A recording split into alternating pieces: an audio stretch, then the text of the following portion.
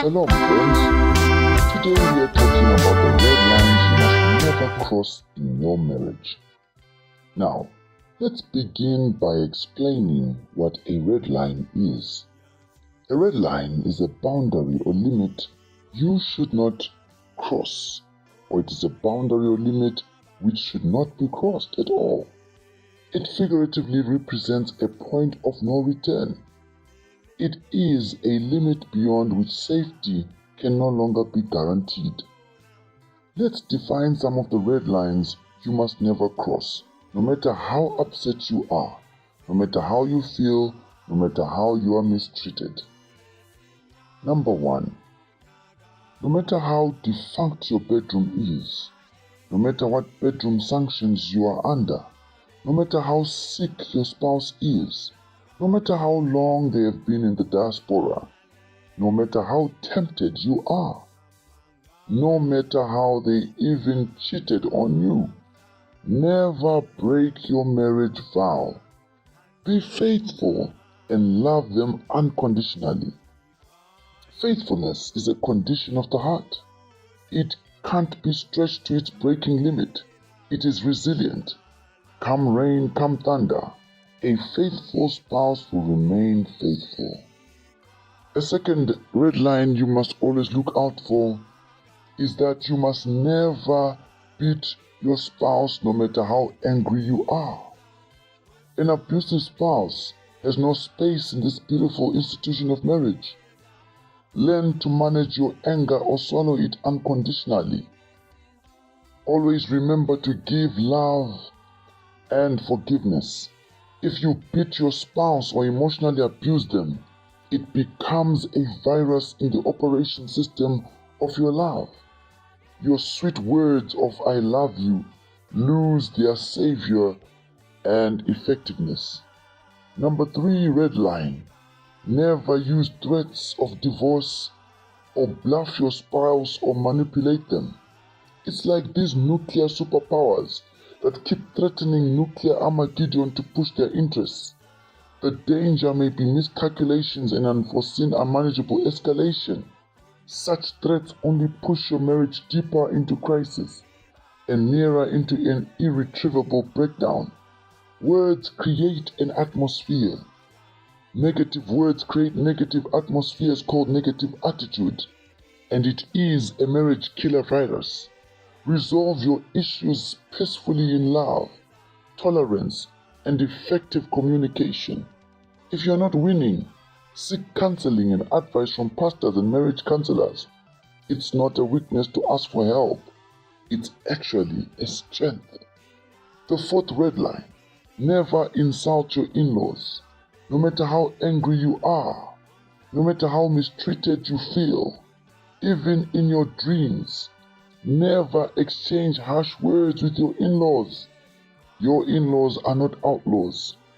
Love them, respect them, even if they seem to resent you. Love them as they are. These old people won't be with us forever. I've heard some spouses regretting too late when they are gone. Remember, your children will also marry, and you will be someone's in-law.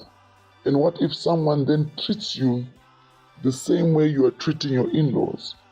Of course, on another angle, parents' in-laws must be taught to love their children-in-law. Be exemplary and also respect family boundaries.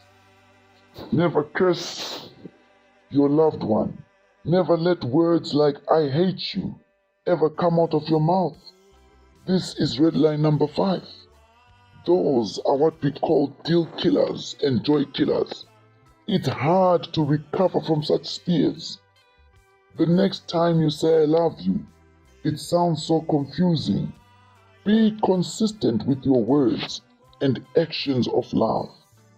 The 6th red line is to never bring cursed things into your marriage life. Things like pornographic material and filthy influences and toys. Those things open the gateway of devastating and immoral demons. Keep purity and holiness. Pray together and work as a team against demonic infiltrations. The 7th red line is to never compare your spouse to another. even to your father or mother. He or she is beautifully unique. No one can take his or her place. Appreciate them. And the 8th red line, avoid discussing bad things about your spouse with your family. No matter how much pressure you are facing, no matter how desperate you are, no matter how helpful your parents or extended family is. Remember, they are interested parties. They may not view issues with all fairness. Moreover, they may have a wrong view of your spouse even after issues are resolved. You are free to discuss with them your weak points or prayer needs, but not exposing your spouse before them. There are many channels of venting out. The best is when you learn to talk it over and peacefully resolve conflicts as a couple without help from outside. In cases where help is needed, agree on who, how, and when, and even where you can get such help.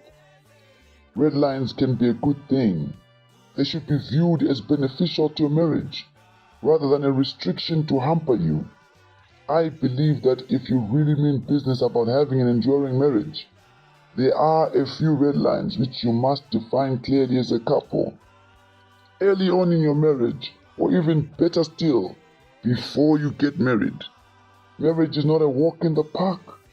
A good marriage will bless your life in an immeasurable way, and you will have endless joy. But there will also be challenges along the way.